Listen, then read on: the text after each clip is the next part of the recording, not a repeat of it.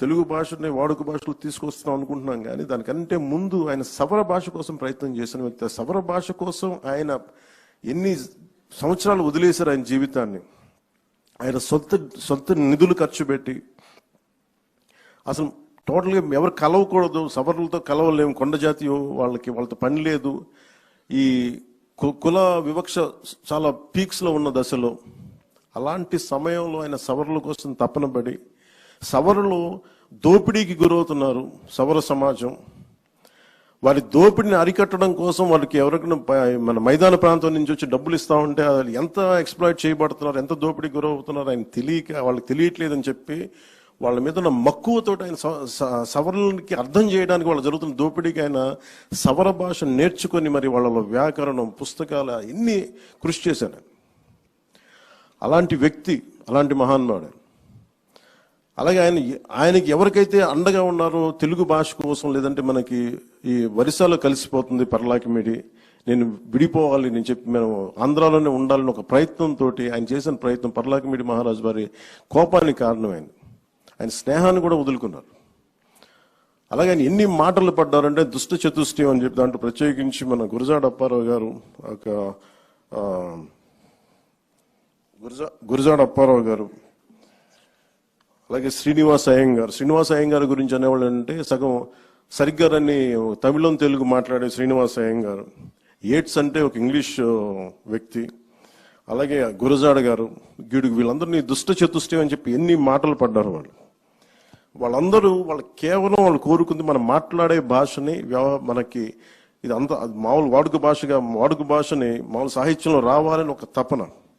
ఆ తపన కోసం ఎంత కష్టపడ్డారు, ఎంత నలిగారు అని చూస్తూ ఉంటే విచిత్రం ఏంటంటే ఆయన లాస్ట్ ఒక 40 సంవత్సరాల్లో ఆయన చెవులు వినిపించదు, ఆయన బ్రహ్మచెవుడు ఆయనకి.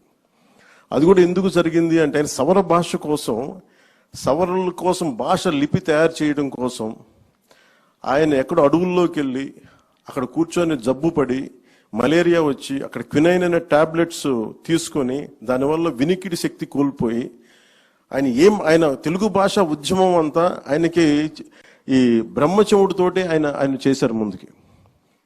అంత కష్టపడ్డ వ్యక్తి, ఆయన మీద దాడులు జరిగినాయి, ఆయన్ని అసలు నలిపేశారు అందరూ, అప్పుడున్న సనాతనవాదులందరూ. వాటన్నిటిని తట్టుకొని నిలబడి ఈ రోజున మనకి వాడుక భాషను ఇచ్చిన వ్యక్తికి నివాళులు అర్పించుకోవడం మనస్ఫూర్తిగా, ఆ అవకాశం మాకు ఈ విధంగా రావటం నిజంగా చాలా చాలా గర్వంగా ఉంది. ఈ గిడుగు వెంకటరామూర్తి గారి ఈ తెలుగు భాషా దినోత్సవాన తెలుగు భాషకి ముందు భాష మాట్లాడే వాళ్ళని గౌరవించాలి. తెలుగు భాష ఎలా బతుకుద్ది అంటే భాష మాట్లాడే వాళ్ళని గౌరవించాలి. ముందస్తులో ఫ్రంట్ లైన్లో ఉన్నది తెలుగు భాష అధ్యాపకులు. ముందు తెలుగు భాష అధ్యాపకులకి ముందు ప్రతి ఒక్కరూ గౌరవం తెలియజేయాలి. స్కూల్స్లో కానీ కాలేజెస్లో కానీ. ఇంకా చెప్పాలంటే మాతృభాషను బోధిస్తున్న వాళ్ళకి జీతభత్యాలు ఎక్కువ ఉండాలి, ప్రభుత్వం నుంచి కూడా ఎక్కువ సహకారం ఉండాలని నేను మనస్ఫూర్తిగా కోరుకుంటున్నాను. అలాగే మొన్న ఒక తెలుగు పండితులు విజ్ఞప్తి చేశారు, ఇది ఈ జీవో MS 77 అని చెప్పి మన రద్దు చేయండి అని చెప్పి ఒక తెలుగు పండితులు విజ్ఞప్తి చేశారు. గౌరవ ముఖ్యమంత్రి గారి దృష్టికి కూడా తీసుకొస్తున్నాను. ఈ జీవో MS 77ని రద్దు చేయమని తెలుగు పండితులు అందరూ కోరుకుంటున్నారు సార్. ఒకసారి మీ దృష్టికి తీసుకొస్తున్నాను.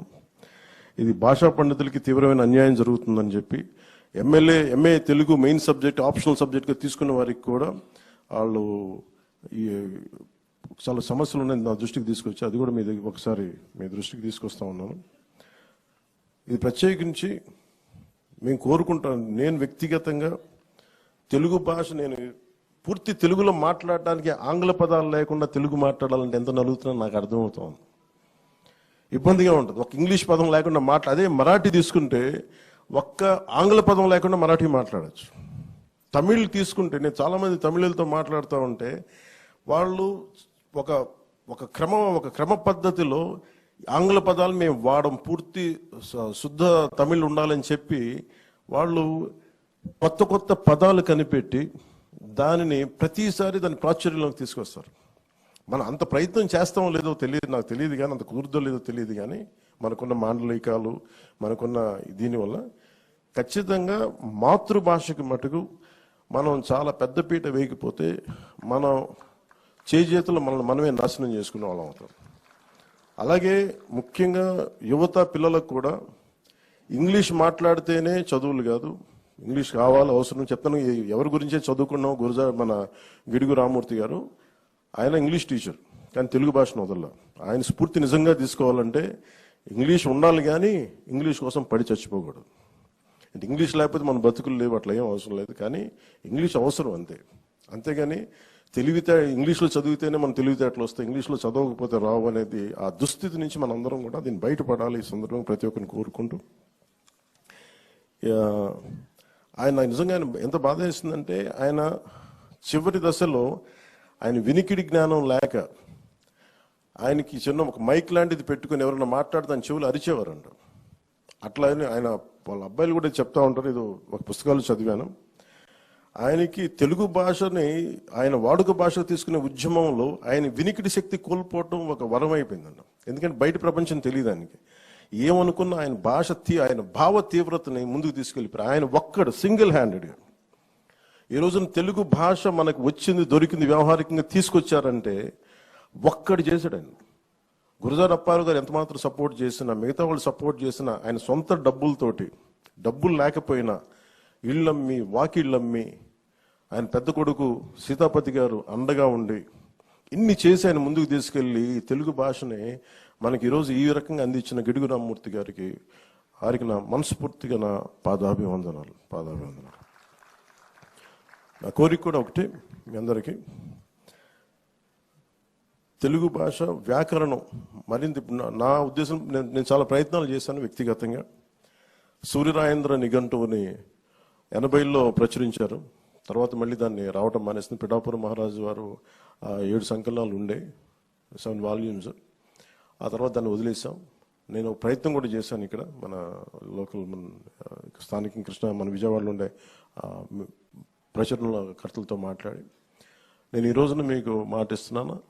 అది ప్రభుత్వం మన చంద్రబాబు గారి దృష్టికి తీసుకెళ్లి, గౌరవ ముఖ్యమంత్రి చంద్రబాబు గారి దృష్టికి తీసుకెళ్లి సూర్యరాయేంద్ర నిఘంటువు ఆయన ఈ భాషా దినోత్సవం సందర్భంగా ఈ సూర్యరాయేంద్ర నిఘంటువుని ఖచ్చితంగా ప్రాచుర్యం తిరిగి పునర్ముద్రణ జరగాలి. దానికి మనస్ఫూర్తిగా కృషి చేస్తాం, దాన్ని ముందుకు తీసుకొస్తామని మీకు మాటిస్తూ మరోమారు గిడుగు వెంకటరామమూర్తి గారికి వారికి కృతజ్ఞతలు, వారికి నమస్కారాలు తెలియజేసుకుంటూ సెలవు తీసుకున్నాను.